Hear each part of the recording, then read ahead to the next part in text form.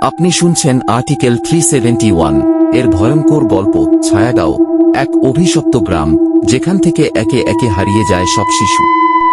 ছায়াগাঁও নামটা যেমন শান্ত তেমনি ছিল গ্রামটা। ধান ক্ষেত, পাখির ডাক আর সদা হাস্যোজ্জ্বল মানুষজনের একটা শান্ত জীবন চলছিল সেখানে।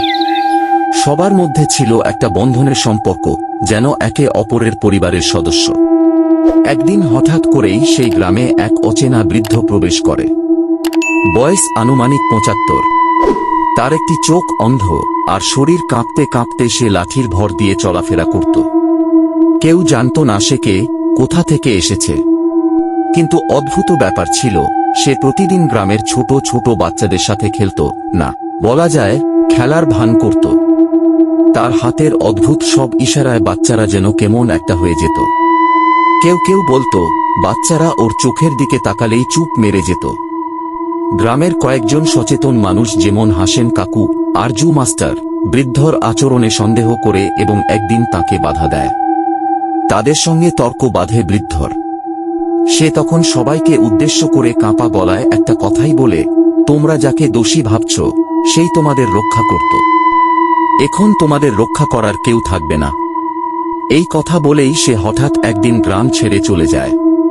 তারপর থেকেই শুরু হয় আসল দুঃস্বপ্ন। প্রতি রাতেই গ্রামের কোনো না কোনো ঘর থেকে একটি করে শিশু নিখোঁজ হতে থাকে। কোনো দরজা ভাঙে না, কোনো আওয়াজও কেউ শুনতে পায় না। ঘুম থেকে উঠলেই দেখা যায় খাটে শুধু একটা ছোট জামা পড়ে আছে, আর কিছু নেই।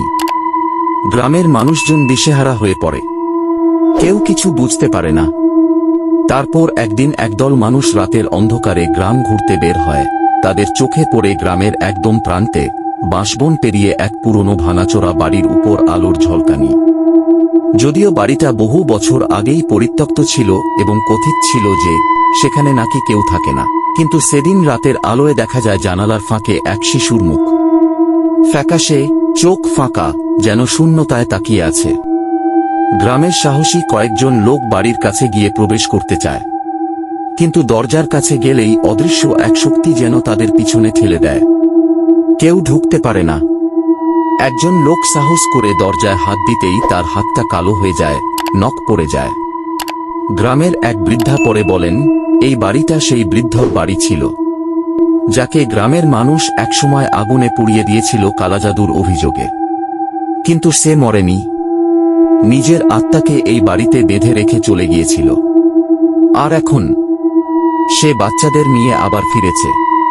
তারপর এই লেখার সময় পর্যন্ত ছায়াগাঁও গ্রামের সব শিশুই নিখোঁজ। গ্রামটা এখন প্রায় জনশূন্য, কেউ আর সেখানে যায় না।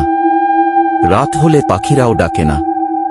তবে এখনো মাঝে মধ্যে কেউ কেউ দূর থেকে দেখে পুরনো সেই বাড়ির জানালায় ছোট একটা হাত জানালার কাঁচে ঘষাঘষি করছে, যেন কেউ বাইরে আসতে চাইছে। না, সাহায্যের জন্য না।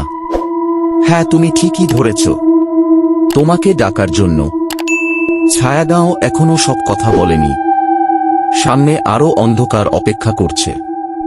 দ্বিতীয় পর্ব দেখতে চাইলে চ্যানেলটি সাবস্ক্রাইব করে পাশে থাকো আর্টিকেল 371 এর সঙ্গেই, কারণ ওরা আবার আসছে।